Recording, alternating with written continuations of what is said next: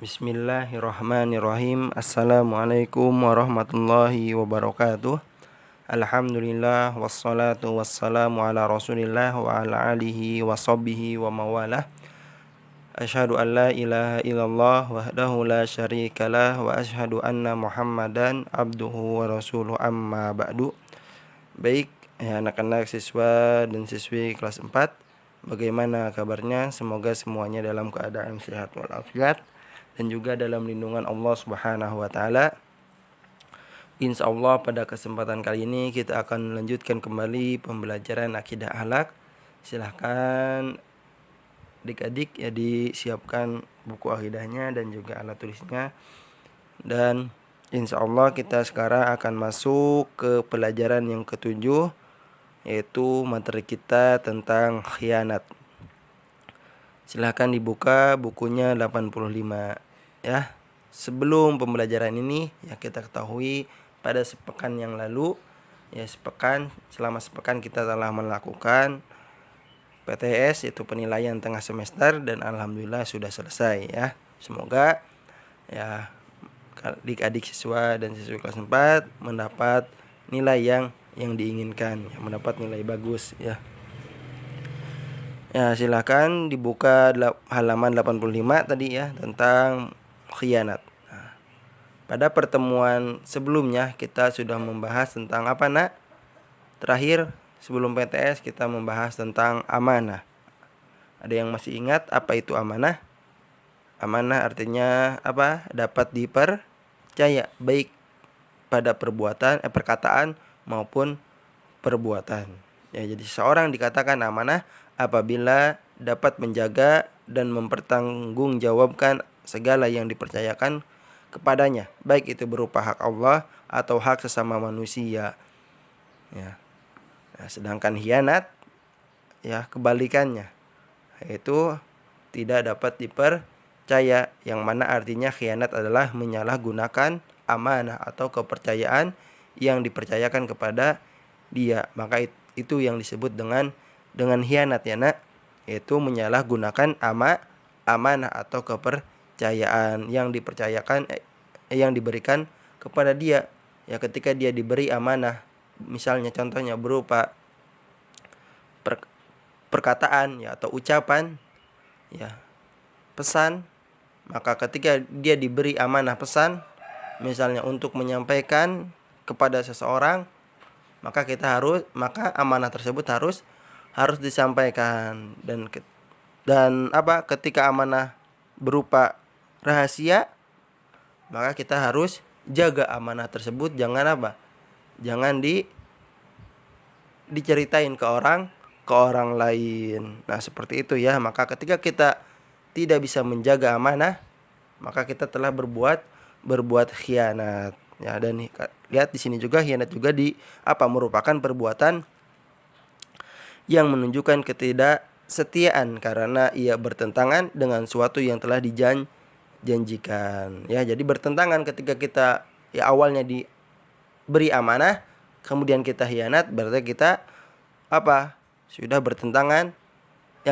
dengan sesuatu yang telah dijanjikan ya. Ketika menunjukkan kita ketidaksetiaan ya, ketika kita diberi amanah tetapi kita malah khianat ya. Dan khianat juga merupakan salah satu tanda orang munafik ya.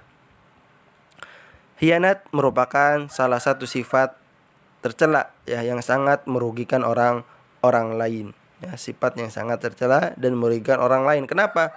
Karena ketika orang lain mengamanahkan kepada kita, misalnya amanah benda, kita suruh menjaga benda tersebut, tetapi kita malah mengabaikannya, sehingga benda tersebut misalnya hilang ataupun kemana ya, diambil orang, maka kita telah berkhianat karena kita tidak menjaga amanah yang diberikan kepada kita ya. Dan orang yang berkhianat disebut sebagai pengkhianat ya. Allah Subhanahu wa taala yang melarang kita untuk berbuat khianat, seperti yang difirmankan di dalam Al-Qur'an ya ayyuhalladzina amanu la takhunullaha war rasula wa takhunu amanatikum wa antum ta'lamun ya. Hai orang-orang yang beriman, janganlah kalian mengkhianati amanah Allah dan Rasulnya.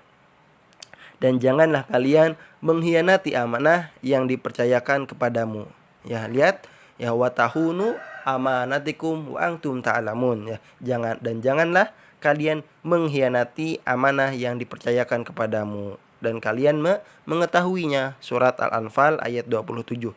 Ya, jadi ketika kita diberi amanah, jangan sampai kita mengkhianati amanah tersebut, ya, amanah yang dipercayakan kepada kita karena kita mengetahuinya, ya.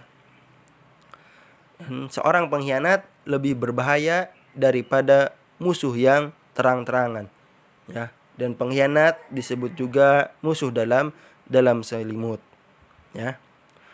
Pengkhianat biasanya jika dituduh mudah sekali untuk bersumpah palsu dan dengan seenaknya akan melemparkan kesalahannya kepada orang lain. Nah, seperti itulah, ya, kejahatan yang dilakukan oleh seorang pengkhianat, ya. Dia